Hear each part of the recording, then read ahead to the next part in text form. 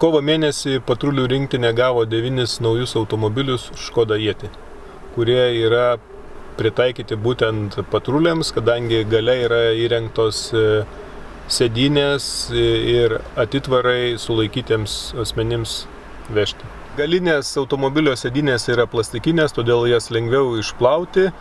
Taip pat galinės durelės iš vidaus neatsidaro, kas sumažina galimybę pabėgti sulaikytiems.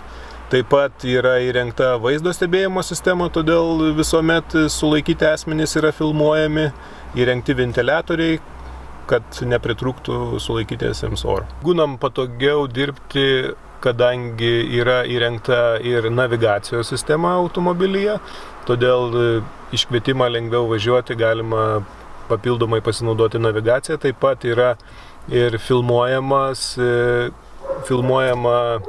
automobilio tiek priekis, tiek galas, tai todėl pareigūnai visuomet žino, kad jeigu kažkoks incidentas bus galima tą medžiagą panaudoti teisme toliau. Taip pat yra įrengtas ir kondicionierius automobilyje, todėl ir ateinant vasarai bus patogiau, kuomet nereikės karštyje sėdėti.